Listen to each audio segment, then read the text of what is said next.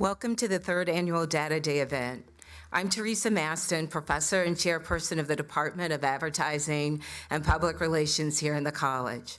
Today's program is the 2020 Edward Jaworski Lecture, presented annually by the College of Communication Arts and Sciences. Our Data Day events are designed to highlight the exciting work being done by faculty, students, alumni, and others who work with digital data of all kinds. On Data Day, we explore ways to bridge research and practice, data and creativity, all with the goal of inspiring our students to think big about the role of data in their future careers. This event has had tremendous success in meeting that goal. Over just the past couple of years, our advertising analytics minor has seen extraordinary growth. Across the college, we have more students working with digital data in our classrooms than ever before. Our recent graduates are working in analytics at top agencies such as Ketchum, McCann, Starcom, and RAP, and are analysts for the biggest brands, even the NBA. Our faculty are also inventing new ways to leverage digital data to explore some of the most important questions of our time. Computational communications is a focus area for us here in the college. Just to give you a few examples, our researchers are exploring how algorithms show what each of us see online and how our attitudes about data privacy are shifting. Our faculty are building apps that can detect emerging signs of depression among young adults, and they are tracking the viral spread of health communication and misinformation on social media. They're even using Twitter data to detect how embarrassed Americans can become during moments of political scandal. Data Day celebrates all of this work and gives us a chance to introduce you to these remarkable alumni who are leading the way in their professions. Today's guests are from Instagram, ComScore, and Expedia. Each of them is working at the very cutting edge of their fields. We're thrilled to see all of you here today. Thank you for joining us. Now I will introduce the panel moderator, Kirsten Thorson, who will introduce the panelists and explain how the panelists will proceed. Kirsten is an associate professor in the Department of Advertising and Public Relations and the School of Journalism, and the instructor for our digital analytics course in ADPR. Kirsten. Thank you, and thank you so much, Teresa, and thank you to all of you for being here and all of you on the live stream through the internet, making the data that we're here to talk about today. So I'm really, really happy for us to be here again. This is our third annual Data Day, which means it must be working because we love to have these amazing people here to talk with. I think Teresa covered all of the big topics of why we have this day. It's really designed for our students, but also our alumni and faculty to get a chance to see some of the coolest stuff that's happening out there in the world. We here at the college are doing, I think, really exciting work around quote unquote big data, but also how to answer complex questions with small data. We use all kinds of research methods to try to understand the evolving impact of digital media and digital platforms on society. Before we get underway, I want to thank Rachel Rice and Melissa Wagacy, everyone in alumni relations, everyone at WKAR. They're back there doing amazing technological things that make us look cool up here, and student services and so many others for making this day happen. And now I would like to introduce our wonderful panelists. And each one of them is so wonderful that I could probably spend the entire time introducing them, but instead I'm going to give the two-sentence version of what they do. So over here, starting on my right, Dennis Bulgarelli is Vice President for Client Insights at ComScore. He has over 30 years of marketing, research, and strategic planning experience working across a variety of industries and clients, with a primary focus for part of his career in the automotive industry. He's also worked in market research at every ad agency that you've ever heard of ever, and a few others perhaps. And at ComScore, he manages not only automotive, but also the pharma teams, which hopefully both pharmaceuticals, we'll hear a bit about that today, working on data analytics and insights for client-facing projects. He, like all of them, all of us up here are Spartan alums, so thank you, Dennis. Becky Roth-Kim is Senior Manager of Product Marketing at Expedia Group, where she specializes in voice and emerging technology for the Expedia mobile app. She has a really deep and rich background and experience working in mobile apps for corporations including Samsung and AAA, as well as startups. She has an MA from our program in communications, woohoo, and an undergraduate degree from another university. That's okay. And finally, Jeffrey Weisenbaugh is head of content at Instagram from Facebook. Did you guys know that Instagram is owned by Facebook? Yeah, okay, good. I'm pleased to hear that. So he literally runs the Instagram for Instagram, which has 330 million followers. So that's it's a really easy choice about what to put on a platform like that. So I'm sure we won't hear about that. But he has a remarkable career journey as well. Prior to joining Instagram, he was at Group 9 Media at E! News, and has a really rich history as a digital video creator on platforms such as YouTube. Okay, so here's what we're going to do. I am going to be your moderator. I will ask a series of questions, and we'll hear from opinions. Feel free, again, to talk to each other, and if something new comes up, that's great. We also have mixed into this pile questions that were submitted from the audience today, but also earlier from students, and I'll let you know when those questions are coming up. Okay, so in the first part, we're going to talk about the rise of digital data, of big data, and the ways in which that's transforming the areas where all of you work. So Becky, I'm going to start with you. Oh, that seems scary. When you think about Expedia, especially the area of mobile where you work, can you help us think about the balance when you're thinking about strategic decision making? What's the balance of relying on big data or data for strategy versus sort of traditional market research type approaches to solving the kinds of problems you deal with? That's a great question, and it's been really interesting to hear all of this talk on big data, and it's out there as this mythical thing of the big data is there, and we use the data. But everything we do is data-based. So when I think of big data and how it really plays out at a company like Expedia Group, I think of our rich history of being a 19-year-old e-commerce platform. There's not many companies who've been doing what Expedia has in the travel space for as long as we've been in the travel space. So when I look at that history and the data that we can pull on, we're able to see things like hotel performance, how e-commerce shopping trends have changed over time. And by looking at that stuff and cutting that type of work, we're able to make really big strategic bets on our product and help figure out what to develop. When it comes to more of the marketing side of things and getting users into our funnel and into the acquisition side, that's when I think we rely more on the traditional marketing methods and a lot of the different research methodology we've talked about today. So going from very qualitative work where we're doing interviews with customers and pulling them into the lab and talking about attitudes and needs and wants and really understanding customer problems, putting that into surveys, and then putting it out in the world and seeing what type of signal we're getting from everybody. And that's how I see those two things falling apart. So in your sort of, in your day-to-day, you would say you work with both kinds of data, or you work with all kinds of data. Oh, absolutely. Yeah. And is that true then for you, Dennis, as well? We largely focus on big data, the digital side, but we do some survey work too. On the automotive side, we do more of it. On the pharma side, it's mostly passive observed data. What are people exposed to? What are they doing as a result? So you're not collecting as much of your own data, sort of on the balance of what they're doing. From a survey standpoint, correct. Yeah. Not as much as the other side. Yeah, and so you're talking about things like the data that people leave as they move through the web or things like that. Yeah, we're essentially monitoring web behavior for anywhere from exposure to communications, either from a digital campaign, from a site's perspective, from connected TV, and then what we're seeing online in terms of activities as a result of that.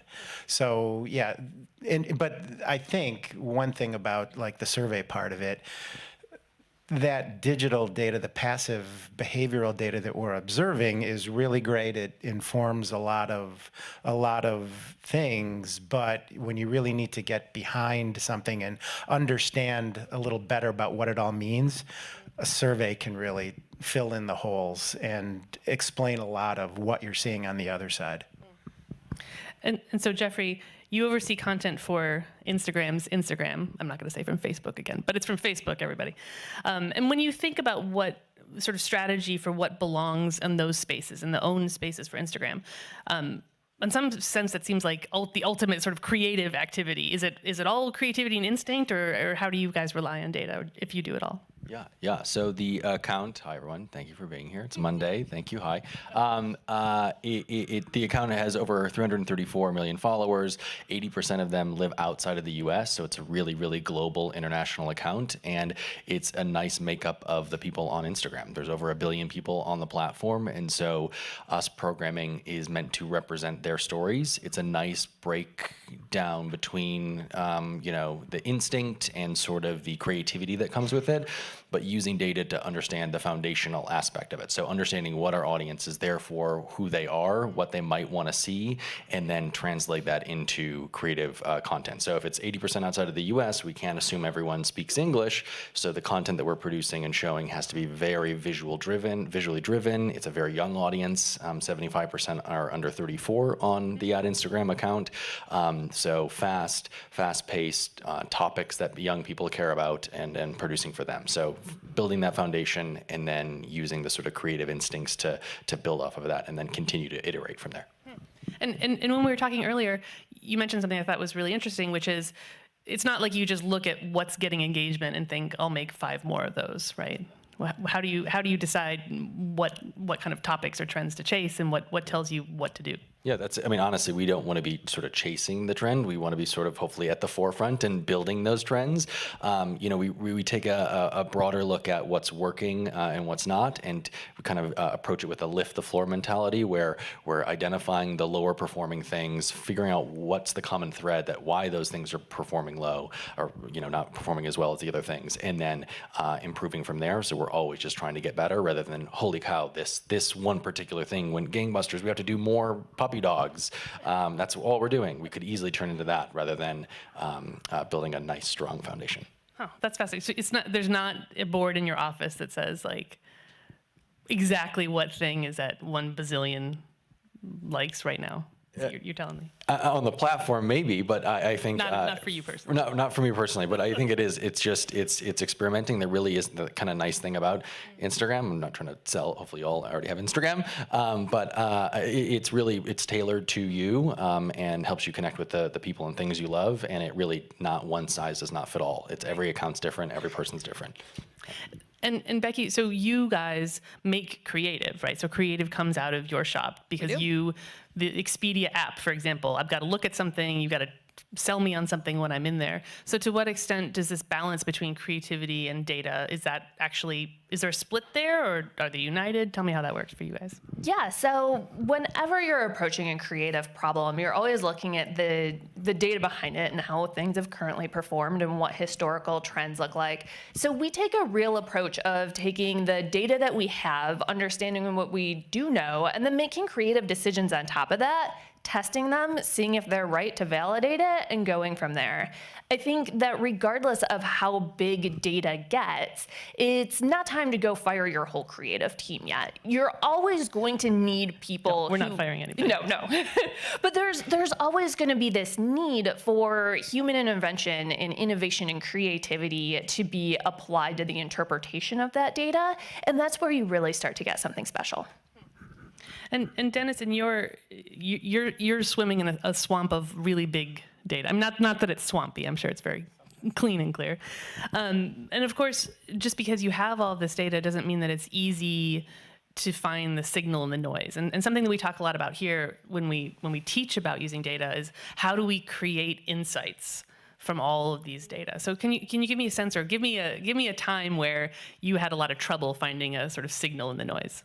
Oh, which one to pick on that one? No, just building off of what was said previously. The data's the data, and to me, it's a means to an end. Right? It's no good if it's just sitting there and no one knows what it means or what the story is behind it. What are the insights behind it? And that I think needs to be the focus of whenever we work with data, what does it mean? What's it telling me? And usually it tells you something, but even when seemingly it doesn't appear that it's saying anything. Like we've had some examples on the pharma side where, if you were at the case studies, we measure lift. So you were exposed or you were not exposed to a campaign.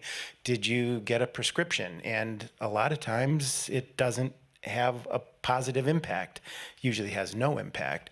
And clients are asking, how come? How can that be? You have sample, you have all this other stuff. Sometimes it just doesn't work. And I think that in itself is an insight.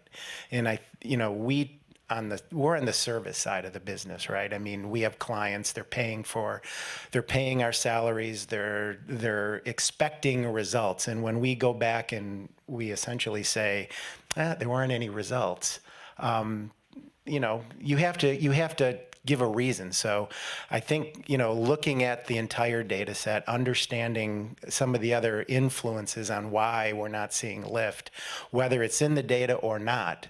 And a lot of times there's qualitative reasons, and you just kind of have to, go out there and say it's because people are using over-the-counter drugs instead of the prescriptions. You have to think about other influences on it.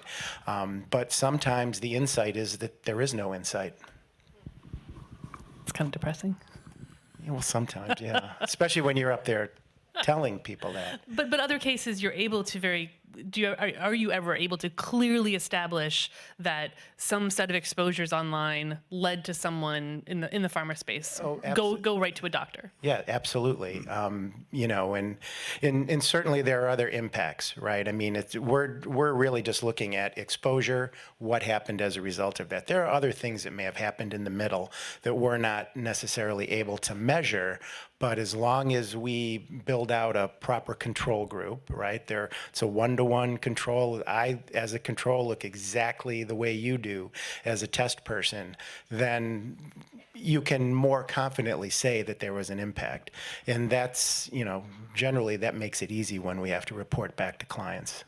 So you're saying control group. So you're saying the way you guys set it up is like, you have regular me just moving through the web compared to regular me moving through the web who encountered some pharmaceutical content? Yeah, it's pretty much the test and the control, if you think about it at a one-to-one level, we're in the same demographic group, so age, gender. So they're not like comparing, 70% men to 70% women who actually saw it. So it's 50-50 in that case, or whatever the break should be. In addition, all of their web behavior is similar. So someone who's spending, 5 hours a week online is in the control group. The other person in the test group is spending 5 hours a week online. And in addition, on the pharma side, we both have the same condition. We're both on similar medications. We both go to the doctor, essentially at the same frequency. So it's very, very tight, and it's very, very controlled in terms of what they both look like. And Becky, how about for you, in your experience, how hard is it to find the clear signal? So we were talking earlier about, I just want to say this, optimization for App Store. That makes me sound so much cooler if I talk about that. So you're getting a new version, say, ready for the App Store. How is it like you do a couple studies and it's clear, or what kind of work is involved in there? I think that's hands down the biggest difference between when I was working in academia and being more in an industry role is in the past, you're used to these really great samples and it's the perfect sample size and it's a great control versus experimental group.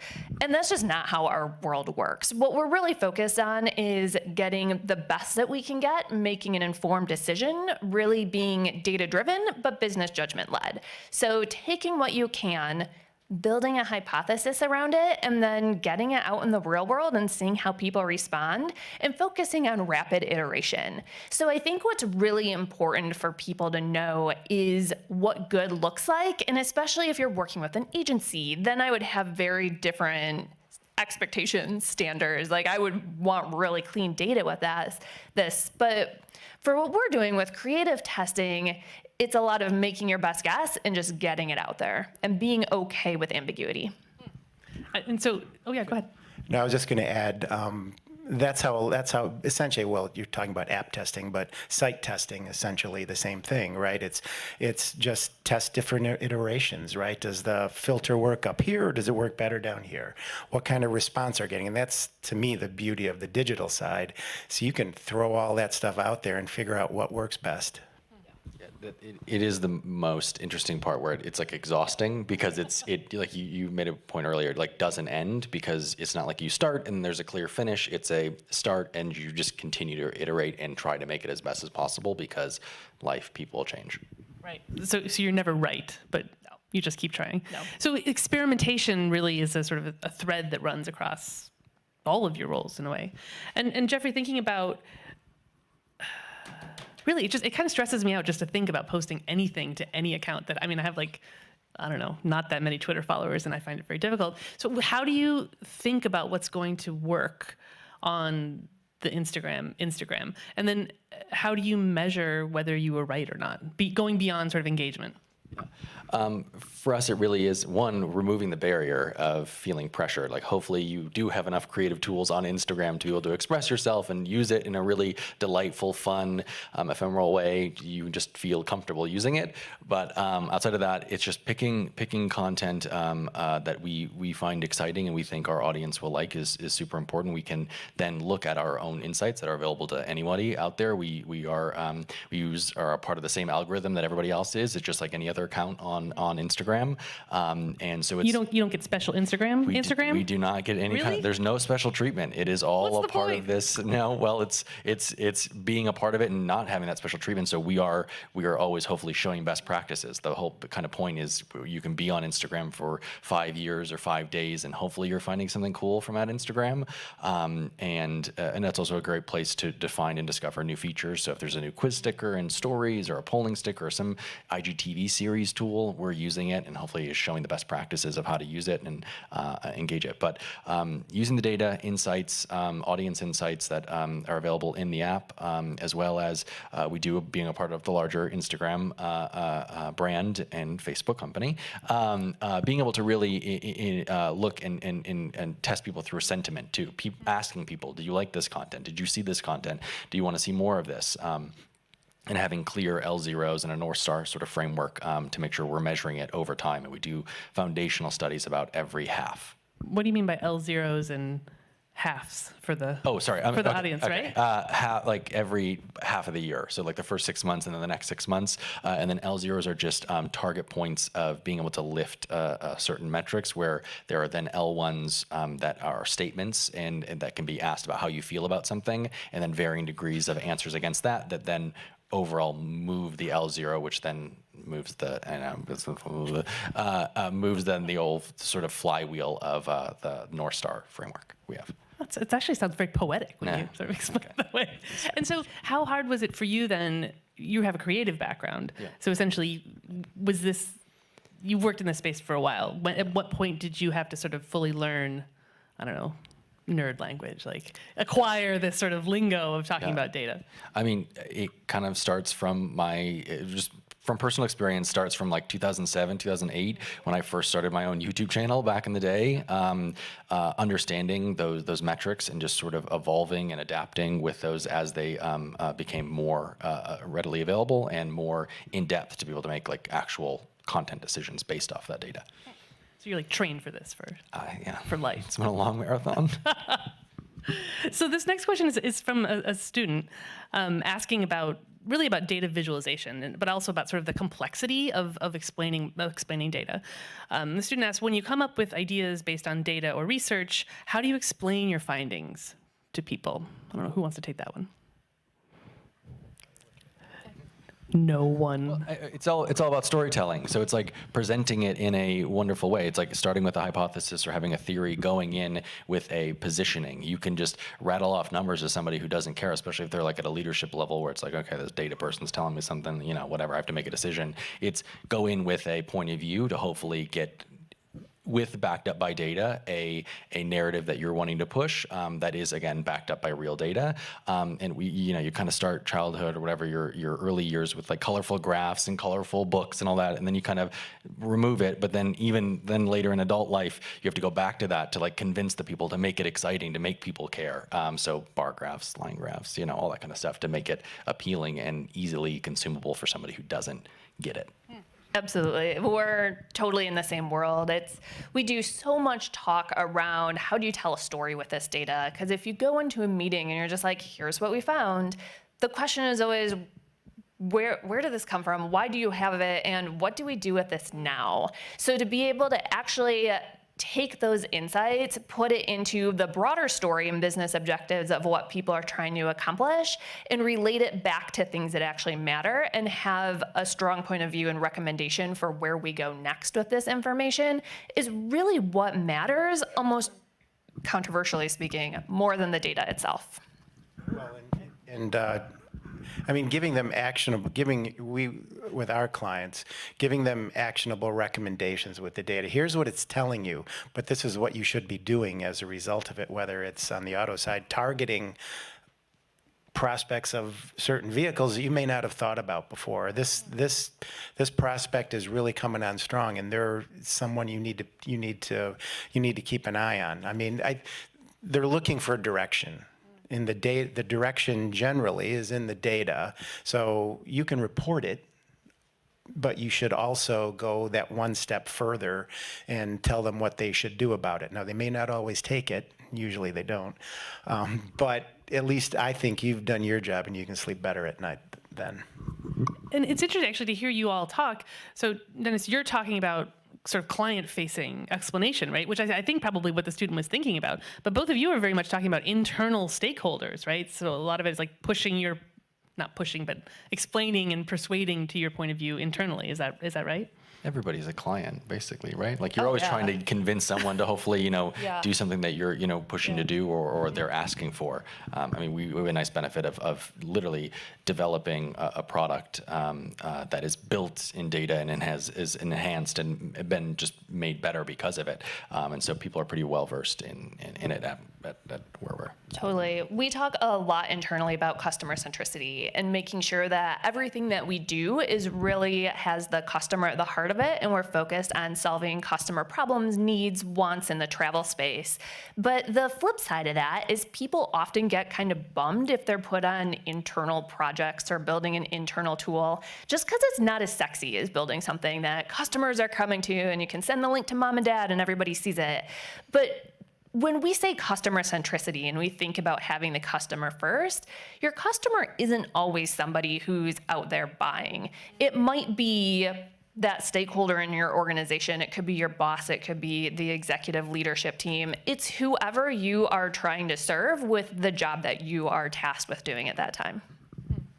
And so to follow up on that, I was thinking about, Jeffrey, we talked earlier about hidden gems being important for you for the Instagram. And so can you give us an example of how does somebody who maybe doesn't have very much following on Instagram, how do they become a hidden gem? Like, does somebody have to make a pitch for that, or how does that work?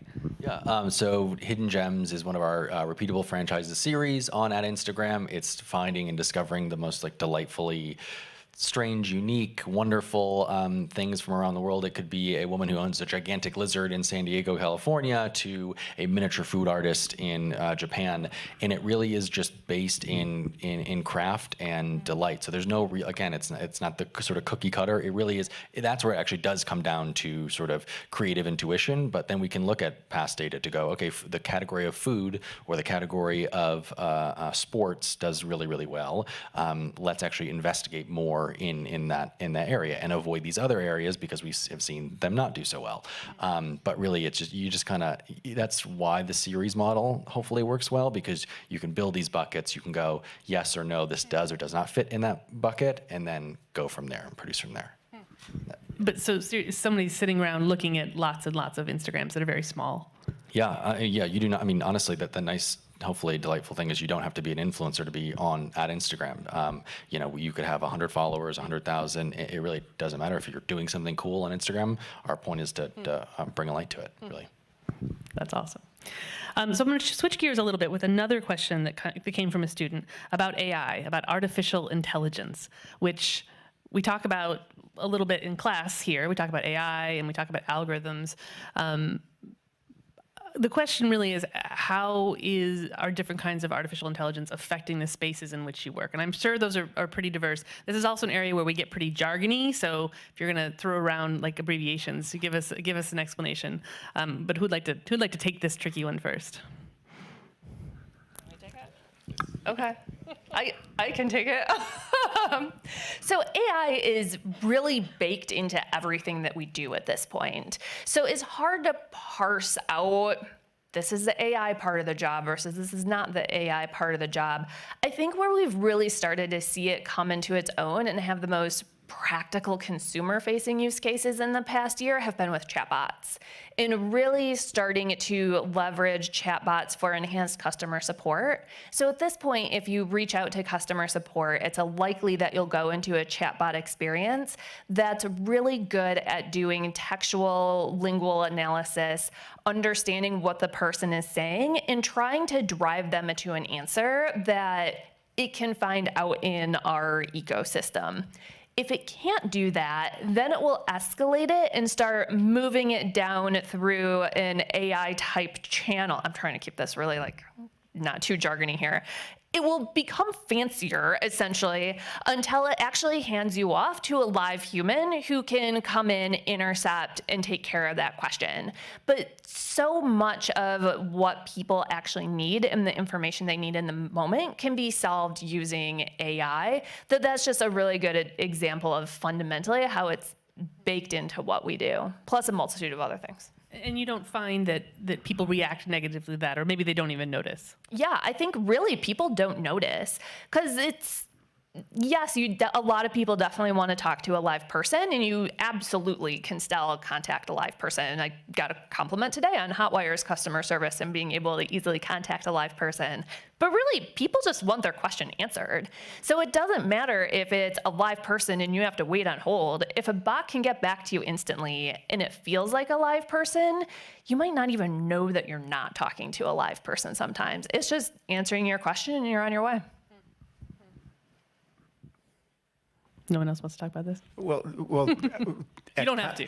Well, that's okay. But I was just going to reiterate. I mean, at ComScore, we don't really get into that. But in one of my many agency jobs, it was the same thing. It was a chatbot, and I mean, essentially, to your point, people want their question answered, and generally, it'll do that. It'll find the content to be able to do that, and then if not, then you get a real person. But it's pretty seamless to me, and so I don't even think most people realize what's going on.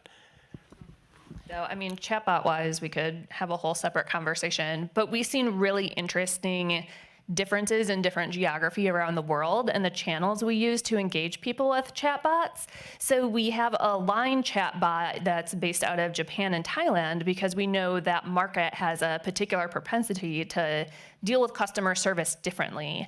So even though it's definitely something that's being built out of the product team and very AI focused, we're still trying to be really smart about making sure that we have the right experience for the right people and right demographic. And how about, I think part of your job description title says emerging technologies. So what's the next big thing for Expedia? Oh, that sounded too sounded too intense. What's one of the next big technologies that you might find yourself working on? Yeah, I mean, I wish I had a crystal ball into the future and knew what that looked like. I think there's a lot of really interesting stuff happening in the augmented reality space. It's one of those channels that has gone from really being a marketing gimmick in the past few years, where you saw 7-Eleven had a really cool, engaging little thing where you could throw basketballs and earn points. You used to be able to take an AR picture with the Travelocity gnome, if you remember the Travelocity gnome. Instagram certainly does a lot with augmented reality, but I don't know if people realize it, which is a whole different explanation. But what we're seeing is that we've moved past that initial phase of marketing gimmick, and we're starting to move into a phase where we really have to solve a customer problem with it for this technology to get the adoption that it could potentially have. I don't think the code has completely been cracked yet, aside from really cool filters and things like that. But I think the potential for something amazing is there. And as devices develop and developers are able to keep up and leverage that technology, I think we're going to see cool stuff. That's awesome.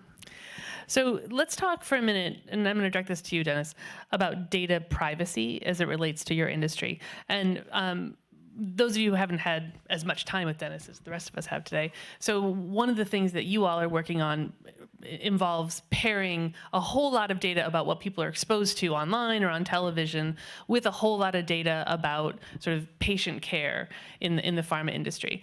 That seems like such an epic challenge around data privacy. Tell us how all the wonderful ways in which you guys try to manage that process. Right. So data privacy has always been a huge issue for companies like ours, even prior to this past year, primarily because we have so much PII, personally identifiable information about people. We always have to strip that out. Everything that gets reported at an aggregate level, and that's the same on the pharma side, right? And the same thing happens with our data provider, who has all of that patient information. So it all goes to like a neutral third party to get stripped out, deaggregated, aggregated back, and it comes back to us very neutral, if you will. So that's always been an issue, and on the pharma side, it's even more of an issue just because of the HIPAA requirements that we all have to go through. And I think I even mentioned earlier this afternoon, there are some cable providers and other sites who don't even allow us to measure pharma on their sites just because of HIPAA. They're afraid of even getting involved in it, so that limits us. But I think on a more broad level, just with current consumer privacy laws that are in place, I mean, that's definitely going to impact our business. We're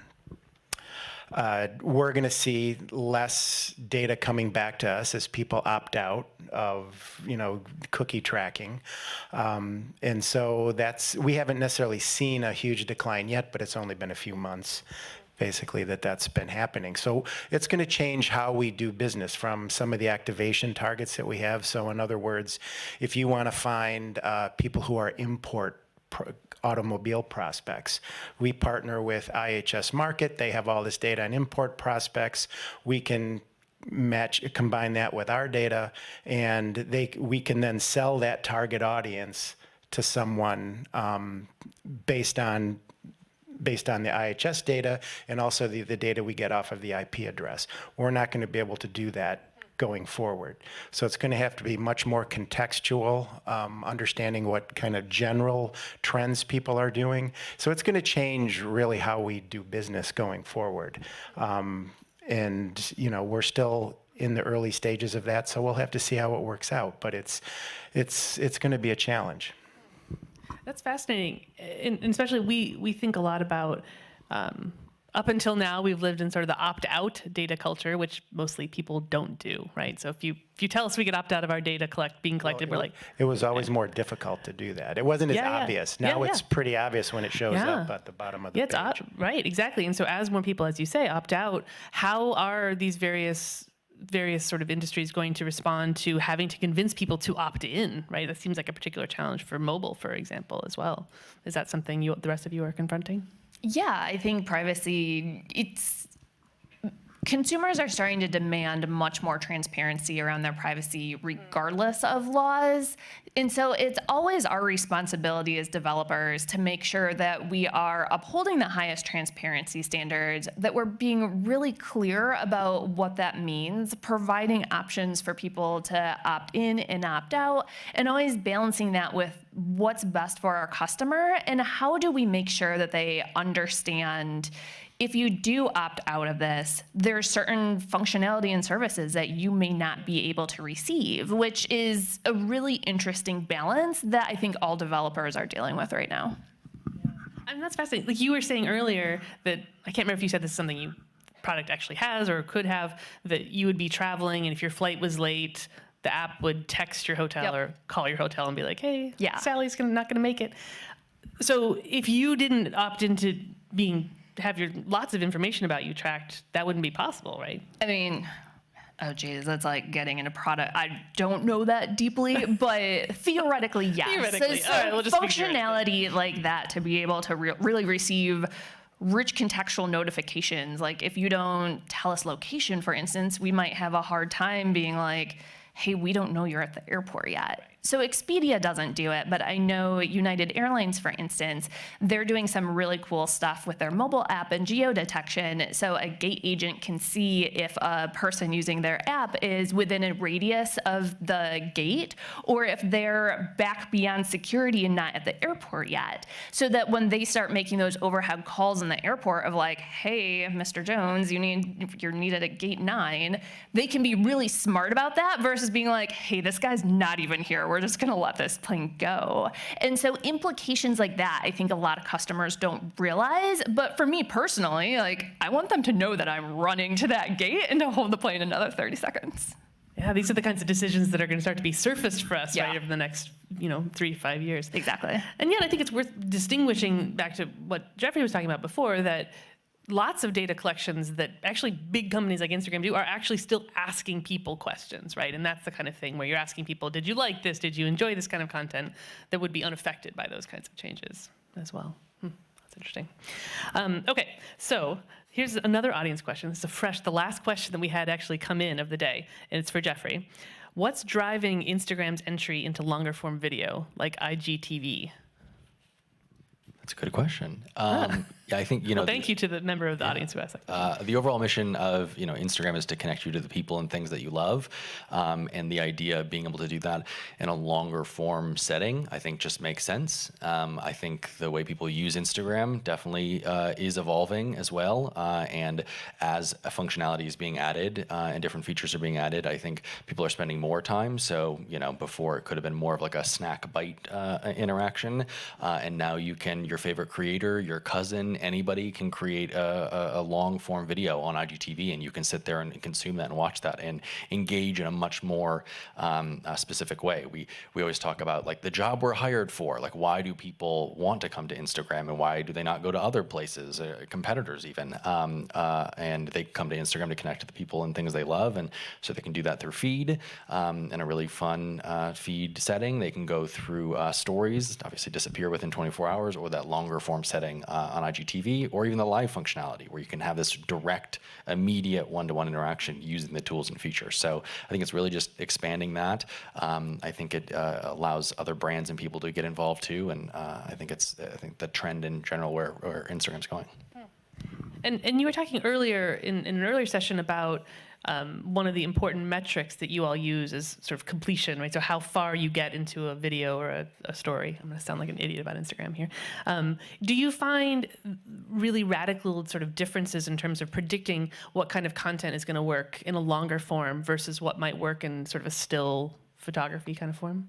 Yeah, that is the kind of challenge of being able to break out someone's story. So we approach each person, whether it be like the hidden gem of the lizard. It's like, okay, does that deserve a 3, 4, 7 minute video, or can someone get that content the best way through a photo or through multi-story photo video clips? It really is that balance. And I think again, it's definitely how we view the account, and it's a little bit different from the platform. And there's obviously those data managers there, but we really do care about completion rates. It's like, are we making compelling enough content for people to sit around for the full 7 minutes when I know how I use Instagram. It's a pretty quick boom boom boom type of way, and it has to be something compelling enough that makes me thumb stop.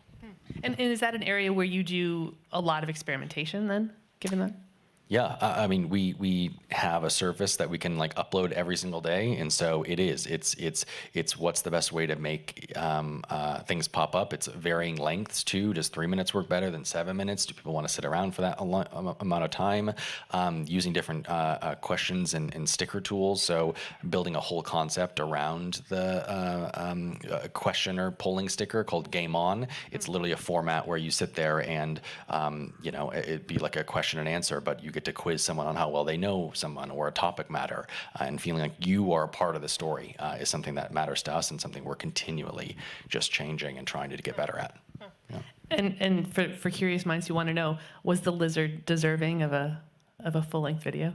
If you haven't watched it, you need to watch it. It's really good. It's like 3 minutes. It's amazing. She treats it like a dog and like kisses it and loves it, and it's up at Instagram. Oh, watch the lizard at Instagram from Facebook, everybody. Okay, great. So let's switch gears a little bit. So we talked about sort of the big picture of some of these things and roles and places that people can work adjacent to data or with data. I want to talk a little bit about careers, yours, how you got there, how y'all can get there should you wish to do so. So let's start out with Jeffrey. Tell us a little bit about your journey to Instagram, and with the ultimate question sort of being, how do we tell our students sort of what the role of creativity is going to be for them in this sort of big data era, or ending up there? But tell us a little bit about how you got there. Yeah, again, personal experience, one size does not fit all. Like it's really comes down to just like right time, right place, having a passion, going for it, working really hard for it, and then hopefully it does work out. To be, completely honest, again, I started YouTube back in 2007, 2008, got in super early. The community was small. I mentioned this in a class, but like Shane Dawson was around. Like it was like a super tight knit, not a lot of creators. The only reason why I had a viewership was because not a lot of people were doing it, right? Like it just being there at the right time. I don't think I'm special or anything. And then got an internship and then a role at Ryan Seacrest Productions in LA. Worked there for about a year, and then transitioned to NBC Universal. E News, really focused on trying to drive tune in, getting people to watch TV, and then shifted to really creating original content, red carpet, award season content as well. I feel like you're racing past some of the most interesting things I've literally ever heard. So you're making content. Sorry, Kardashians, all the, yeah. Sorry. Let's just pause for one second on the red carpet part. Yes. So what did you do? What kind of stuff did you make for the? Yeah. So okay. Some of the red carpet stuff. I mean, on behalf of the audience. No, it's exciting. I mean, I like uncomfortable like talking about like my things I've done. No, it's really like red carpet award season. It was amazing. Getting to be there with like I grew up watching E. Like it was like truly a dream job to work there. Ryan Seacrest, like amazing guy and his work. But really, it was how do you bring an audience to that? So one of the cool things we did was we put 360 cameras on different spots around the red carpets at Academy Awards and Grammys, and it was a live 360 event. So it was the first time you got to control what you saw on the live red carpet. So maybe you don't want to watch Juliana or Ryan speak to these people. You could sit there, literally click into a Rivals cam and then control, zoom in. Quality wasn't great, but zoom in, do that kind of thing, experience it yourself. And we sold that to AT&T. That was like a branded content deal that was important for the business. So those type of things. Yeah, that sounds pretty cool. Yeah. So then you got this terrible job at Instagram. No. Worked at Group 9 Media, which is Thrillist, Now This, The Dodo, Seeker, digital publisher. Really kind of, those brands have been around for a while, but it was the first time they really came together about 3 years ago. And got to work developing series for them, as well as creating like a sort of social studios, making Snapchat shows and Instagram series for Discovery Inc. overall. And then from there, it was generally a LinkedIn request, a LinkedIn message from a recruiter at Instagram. They reached out. It was a not usual process, but a 6-month process. A lot of things went on during the time, but I had to create a whole presentation about like why I'd be good for the job, and then finally there, and so grateful and so appreciative of being there. So in a way, I mean, that sounds like, lots of different things, but also sounds very focused on you're really good at making people look at stuff or making stuff that people want to look at. Yeah. So like it's sort of if there's a through line. Yeah. Actually. Yeah. And how about one of you who wants to go next about your career that doesn't start with the red carpet? I don't have any red carpet stories, unfortunately. They did go to the auto show charity preview a few times. That's the red carpet of That's Michigan. the red carpet of Detroit, yeah, but it's in January, so it's really, really cold. So my career, as Kirsten mentioned, I've worked for a lot of, well, I shouldn't say a lot. If you go into advertising and you work in agencies, you will work for multiple agencies, chances are. And that's me. But like my first job out of school was really just persistence. The market wasn't that great, but I started calling, writing, anybody who would listen, and it turns out there was a position open at Young and Rubicam in Detroit, and it was an entry-level position, and I was perfect for it. So it's just kind of being at the right place at the right time, unfortunately. But it's also persistence. You have to find it, and then from there on out, it's essentially making contacts. You know, I've never gotten a job through, and I shouldn't say this, but through like a job board or anything like that. It's always been somebody I know, or just reaching out to someone I know. And so it was always advertising and kind of traditional market research until about 15 years ago when I was at an agency in Detroit, but then I transitioned to it was a startup at the time called Compete. They were doing digital analytics, had a digital panel, one of the first companies to do that. And by panel, you mean? Oh, yeah, I'm sorry. It was a clickstream panel, essentially, people who opted in and provided all of their clickstream data. So we knew exactly what people were doing on an anonymous basis online. And so we used that data and sold it to bunches of different clients, and the company really grew and got taken over by an ad agency holding company, of course. So I got back into that business somehow.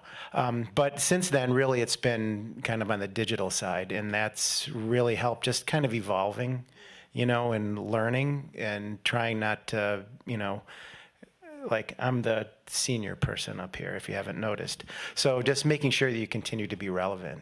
I think that's really, really important. Does that make it my turn? Yeah. So I did my master's degree here in communication, and afterwards I was brought into the social media research lab. There's probably not many people who remember SMIRL anymore, but With a name like that, who could forget? I know, the branding was great. So I was a program manager for SMIRL, and it was a joint initiative between Michigan State University and the college here, as well as a company called Engage Networks. And they were building online community tools and working with the state of Michigan on a lot of different initiatives, such as how to prevent bright flight in students that were going to high school up north, working on energy efficiency initiatives in Michigan State.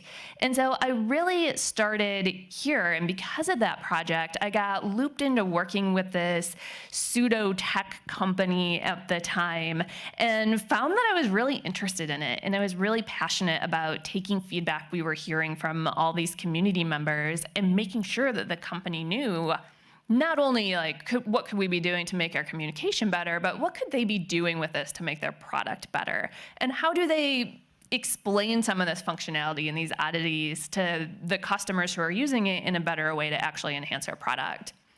So after that, I went and worked for the company Engage directly, and I decided that I was really interested in tech, and so the Bay Area called, because that's where most of the tech companies are, and I ended up applying to an Innovation Insights position for the AAA Innovation Lab. And AAA Club Partners was a holding company for various parts of AAA, really cool. We were essentially a skunks work operation, which is a lot of large companies have separate groups that are tasked on working with small experimental projects that aren't really crucial to the main business, but have high potential for risk and reward in the future. So we were doing a lot of work around travel and how does AAA get back into travel to attract a younger generation. And then once I got into the Bay Area, I was recruited over to Samsung, got to do a lot of localization work on their mobile apps that were being developed in Korea and helping them become more relevant for an audience here in the US. After that, I didn't want to do the commute anymore because I was driving a lot, and driving sucks your soul. And so I decided to be done with that, and I found a job in the city working for a late-stage startup called Rocket Lawyer. And their focus is really on making legal simple. It's not a very interesting topic. It's a lot of folks who need legal help, whether it's through documents or finding an attorney and providing that legal information to them. So I came in and helped them with product marketing for a couple of years before an opportunity presented itself at Expedia, and I always loved travel, so it was right time, right place. And so it sounds, well, no, I'm going to ask the question instead of putting in words into all your mouths. Oftentimes we talk with students about, well, what are your career plans, right? When you look back at your journey to get where you are, is this where you thought you were going to be? Do you reflect a plan? No. No, I mean, I'll be honest. Back when Instagram, I was like had an Android. Back when Instagram finally like came to Android, everyone was like taking photos of their, food in like a corner of a wall and going, "Ooh, this is art," and putting a filter on it. And that was my account. I mean, for some of my first posts are like hashtag Instagrammy, like taking a photo of like my shoe and saying, "Oh, look at this art." But as Instagram has evolved over time, I'm so excited to be here. I think it was always a dream to be at one of the platforms, but I feel very lucky and appreciative to be where I am, and it's a lot of things have had to have happened to, be there. Well, I mean, it's hard to know where you want to go when you get out of school, personally. I'm not sure I really knew. Still don't. But I just think with the rapid change that goes on in our business, I mean, what this business looks like in 10 years could be totally different from what it looks like now. So again, I would just kind of, if you really want to go into analytics, I mean, there are so many different avenues that you can take. And I think it's just going to grow more and more in the next 10 years. So, I mean, I would just keep an open mind. Yeah, I remember when I was first trying to figure out what I would want to do, you'd go through all the lists and be like, what can I do with a comm degree and a psych degree? They literally have a poster about that. Do they? Yeah. Like going through the list? Yeah, and then, I don't know, you kind of pick one, and I was like, I like school, I like academics, I'll be a professor. And so I really thought I was going to double down on the academic side of things. Product marketing, never had heard of it, didn't know what it was. It wasn't even until I was doing it that this job title and job function really started to emerge in the past 5 to 7 years as something people broadly recognize that they need and people should be doing. So I think there's so much fluidity in the marketplace, and as companies change and as jobs to be done are changing, new things come up all the time. It's impossible to say this is what I'm going to do in 5 years. So in fact, I'm going to skip ahead to a question that was slated for a little bit later, which is this. A student asked this question: what kind of job titles do I look for, right? And I think part of that question is, I mean, that seems like 30 years ago that would have been obvious. I don't know. 30 years ago, there's only 5 jobs. I don't know, I'm making that up. But it seems like now it's very complex to try to imagine what the stepping stones would be on the way to somewhere. What would you look for now? If you're starting over, what could you look for? I mean, I would always follow the passion. I think like the thing that you're really, really passionate about, like if you have a dream company or a dream brand that you would want to work for, I super advocate for doing the LinkedIn stalking, like being able to like dive into someone's network, dive into the company, find out what like the quasi sort of org chart looks like, getting an understanding of how things are organized as best you can, helps you understand your approach to like figure out who you should reach out to. And I think, I mean, like getting super tactical, I think like job titles with like coordinator, honestly, if like I'm just starting out, coordinator is a really great role to you literally are on the ground floor, you have to coordinate many different things, and you get so much experience from that. So I definitely would look for job titles with coordinator in the role, because you gain so much experience. And then whether dependent on the size of the company, you might get to pick the path. You were coordinating so much, you might get to pick the path of where you'd want to go next, or for the future company, you can position yourself as, I did a lot of marketing while I was a coordinator for this department. I'm going to go pursue the manager of marketing at another company.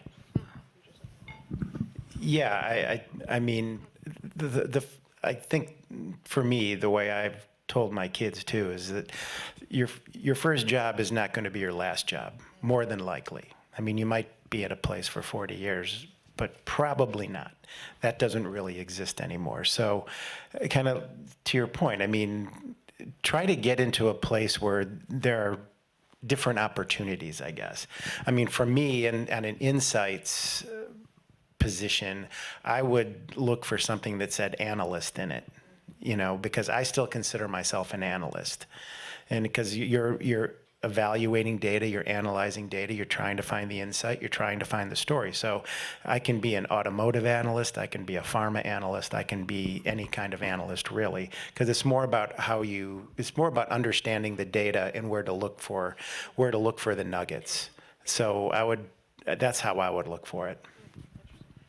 I love LinkedIn stalking. I think that especially for Everyone is LinkedIn stalking all of you like in about 10 minutes. So I hope you enjoy that. great, go for it. No, it's so hard to say what title I would look for because so many companies have the same role with different titles.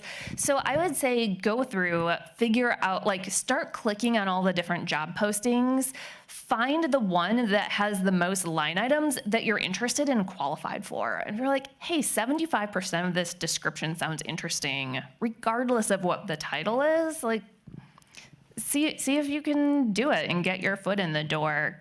Because I think like what I've found is that regardless of what company you're at, if you get in, you work hard, you show you have critical thinking skills, you can communicate really well, it's about 6 months or so before you can start to paint your own destiny a little bit. And yeah, it just like all of those entry level jobs say 2 to 3 years of experience. It's like, it's really just this sort of filter, apply. I know it's a numbers game, Yes. just like go for it, just like do it.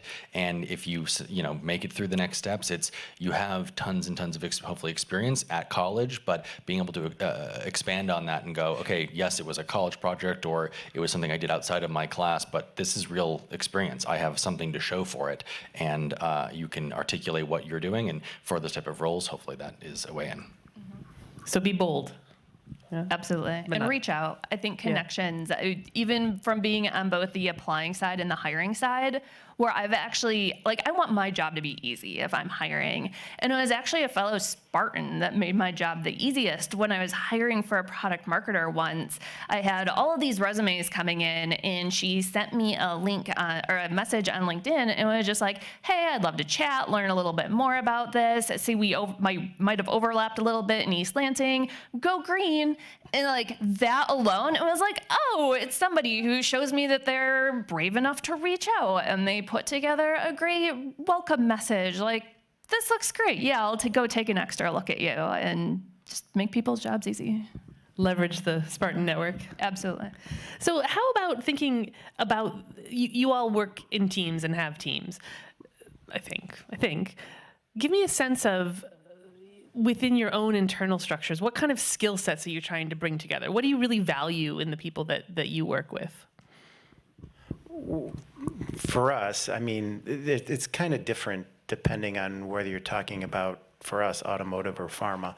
On the auto side, I want people who are curious. I mean, the auto industry is very incestuous, all right? And over the years, I've worked with the same people in different companies, so, but there are a lot of people who think you have to have automotive experience. I'm not one of those. So I think if you're naturally curious, if you want to find an answer, if you want to write a story and talk about a story, I think that's something that I would look for in people who naturally, are curious and want to learn. And so that's on that side. On the pharma side, it's a little bit different for us. It's like you have to have certain, like, more, I would say, kind of like tech skills, right? I mean, we do a lot in Excel, and just being able to navigate your way through and make the mounds and mounds of data easier to get through is a real strength that anyone would bring to that team right now. Just a passion in storytelling that can relate to data, but being able to put together a clear, concise story. I think it's writing skills. Even if you are working in numbers all day, you have to eventually present and determine why those numbers matter. So writing, obviously a passion for video, social media, being able to just engage with people in a really fun way. It's it's almost being sort of like a journalist when you're sitting and talking with someone. It's like, how do you get someone to feel comfortable enough to tell their story, and just having a real human one-to-one connection with somebody. And yeah, it's the nice thing about the team is sort of does a lot of different things. It's video editing, it's taking a look at the data and putting together wrap reports on how something did perform against something else, and posting that and sharing it with our company. It's being a creative director, it's being a writer for social copy. So it's just a lot of different things.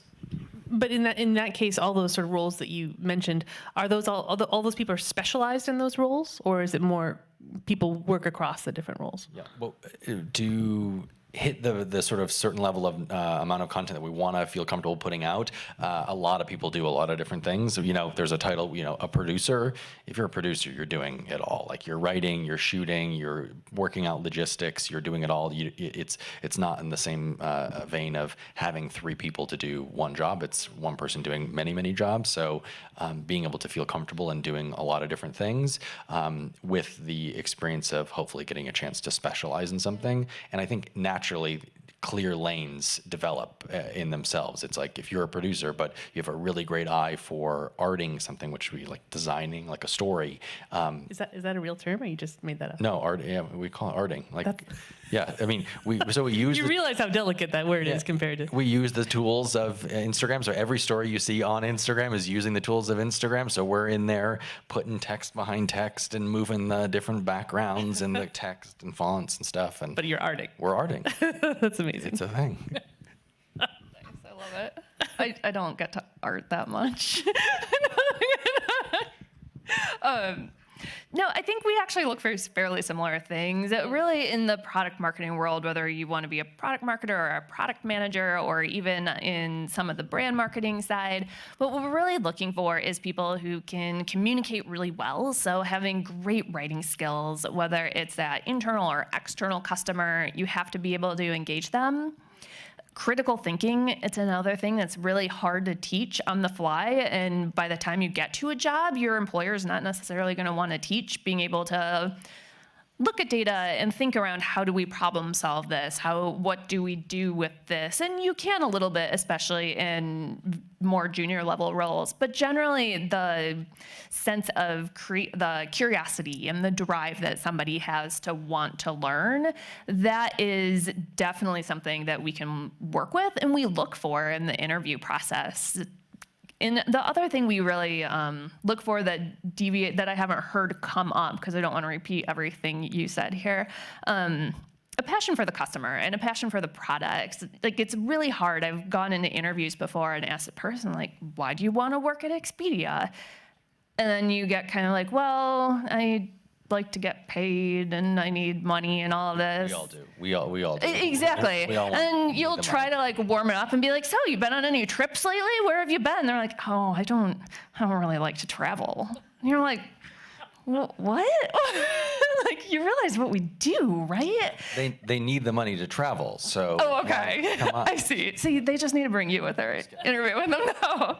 But that sense of having a passion for the customer and having a passion for the topic and being curious and wanting to make it better, that's something that's really going to help drive that learning and curiosity and development internally. And that's what I'm looking for from the get-go, especially from folks that might not have as much real-world experience. And so given sort of there's multiple roles, there's multiple pathways, what should our students be paying attention to? So there's one thing of like things you learn in class, right? Or maybe things that will teach you to do, or learn Excel. What should they be tuned into? Like, what should they be reading? What should they be looking at? What should they be thinking about? Well, what I've told people on our teams when we do their annual reviews, it's kind of like understand the industry that you work in. So on the auto side, get a subscription to Automotive News, or Ward's Auto, one of those. Go to the auto show, do that stuff. On the pharma side, understand who all the players are and what the products are that are coming out, and where there's a lot of mergers happening. What's going on in the industry? I mean, I think so you can go into an interview and speak intelligently, because they're not going to expect you to know how every product works. You're going to learn that. But if you can talk about the industry they're in, then I think that's going to set you apart. I personally love DataDay, Media Morning Today, which is like a newsletter. As much as you can sort of get on the daily kind of pulse of like what's happening in the media world on my end, Variety, I think DataDay, Variety, Media Morning Today, Axios is another, I think I'm pronouncing that right. They cover lots of different things, but just getting that sort of daily newsletter of what's moving and shaking in the media world helps you stay on top of it. And then you can, you're not a part of it, but you can speak to it, and that makes you sound informed, which you are. I think Medium is another place where, are people familiar with Medium? maybe. It's you can go, it's a lot of self-publishing, but a lot of brands and publishers distribute through the channel as well. But it's a really good place to find people doing things that you're interested in and job titles that you might be interested in, and get into their minds as to what are the things that are top of mind for them right now? What type of trends are they even talking about? What's going on? What seems to be top of mind? I think that's a really good place to do it.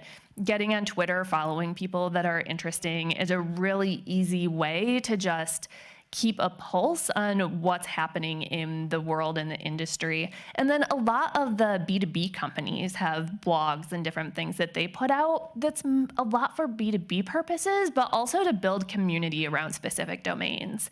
So designers in the design world does this really well. If you go to the InDesign blog or the Figma blog, they've got really rich content that gives you a lot of day in the life. And you can follow those trails a little bit and get some of those insights that will help you be able to speak in the right language for wherever you're applying, but also give you some of that peek behind the curtain before you actually get there too. I love that idea of like learning to speak the language of where you want to go. I mean, you can hear up here, they're being super careful not to use like the jargon and the this and that, but that's true, right? Each of you have a language that you speak that has to do with the roles that you have. I mean, just anecdote, they, at Facebook, and I think larger in the tech, we talked about this, but XFN, when I was in the interview process, I was like, I don't know what an XFN is. I Googled it, and Extreme Fighting Network came up, and I was like, I don't think that's it, but it's cross-functional. It's like working in different departments coming together to work cross-functionally, XFN. So when you're in an interview and someone's like XFN, do you just nod or you go, what the? Oh, no. Yeah, no, definitely. I definitely think we should be more in XFNs, collaborating more. No, you just have to you got to amp up your XFN. 100%. Yeah. You fake it till you make it. Well, I have to admit, I've stopped like, oh yeah. I just ask now because there's so many acronyms, and it's like most people will expect that you're not going to know everything, hopefully. And if it doesn't work out, it doesn't work out. It's like, what in the world are you talking about? If the XFN takes you down, it wasn't meant to be. So I've got just a couple more questions, just a few more minutes. And one of those I'm going to direct back to you, Becky, and that is, this is a student question. There's sort of a lot of talk about data-oriented jobs not being good places for women, or sort of a lack of welcomingness around sort of data jobs for women. And I know you've done some work mentoring women. Give us a sense for where are we at? I think data jobs are perfect for women because once you get in there, it's not coming down to your opinion. It's not usually associated with a lot of the softer skills. And if you start getting pulled into that stuff, you just say, no, that's not my job description. But what's great about the data is that you've got something very concrete that you can fall back on and be like, no, it's not my opinion. It's supported by data. So it gets women out of a lot of the traditional roles and starts to move them into a better space. I do think that over my 10, 12 years now in industry, it's been an interesting evolution just with the Me Too movement and everything that's happened. But honestly, I experienced a lot more sexual harassment here at Michigan State than I have in industry as a whole. And that really derailed my position going from directly in industry, and I left academics because of a bad experience I had. So I think the more that women are open and transparent when it comes to talking about what happens to them, saying, hey, there's something not right about the way I'm being treated in this situation, and it doesn't feel like it would be the same if it was being truly diverse and inclusive.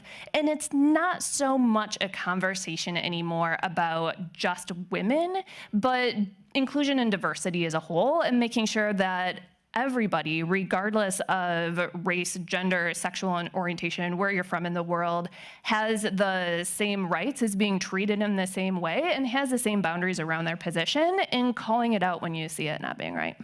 And so you think it's getting better? I do. I'm really optimistic about the future. We'll keep talking about it. As long as we keep shouting about it. Yeah, I think the transparency and the urgency to change definitely needs to be maintained, but I think it's getting better.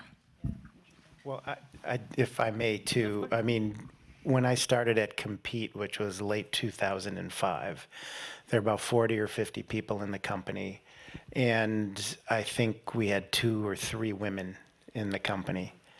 And one of the women that I worked with a few years later, she was the first person ever in the company, and the company started in like 2001. So this was like 2008 or so. She was the first person to go out on maternity leave. So the HR people, there were like two, didn't really know what to do because they haven't dealt with that in the past. But I've seen now, like in 2020 at ComScore, I mean, some of the data people, like I work for a woman, a lot of people at my level are female. The data folks too it's diverse in that sense. Yeah. And I think that's been a change that I've noticed. More women are getting into the field and it's not a big deal anymore.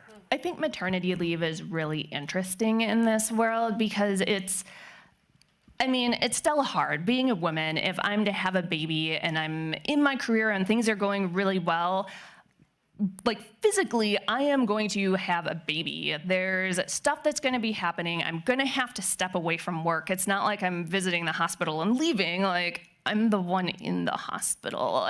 So there's unavoidable time and recovery time that's needed. And regardless of how hard I try, unless you're Melissa Mayer, who's able to build a nursery and do it all while still running Yahoo, there's still going to be implications that my male counterparts aren't going to have to face. Where I really see it equaling out is expectations around paternity leave. If it is okay for a woman to leave the company and get 3 to 6 months off and away, as long as my male counterparts are also taking that time when they have a baby and taking a leave and a step back from their career, then there's just increased understanding of what it means to step away from projects that you were involved in, come back and have to pick up where you left off. There's more mutual understanding of being caught up in the workplace. And I really think that equaling that out is where we need to be as a society to truly start to even out that playing field. Thank you. That's really interesting. So one last question. I've asked this last question every time we've done this panel. And this is this. Is it possible for any of our students, any of our undergraduate students in the next 5 years to work in jobs in the broad communication industries that don't involve data in some way? Can they avoid it?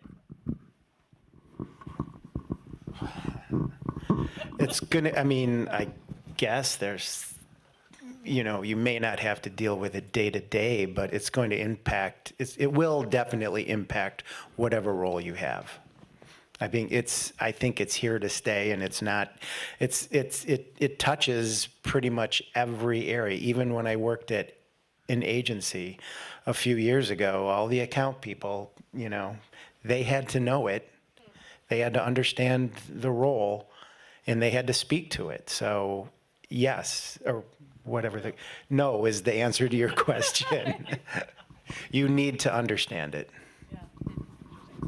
I agree. I don't think you can avoid it if you want to. Like, I had a very serious math aversion. I still do at times. I don't love it. I want to be focused on creative projects and the writing side of it.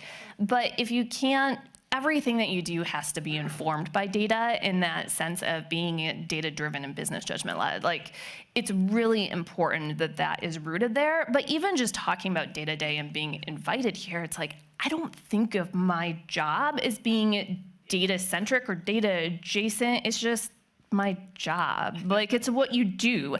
So it's going to be harder and harder to parse it out and try to tease out those differences.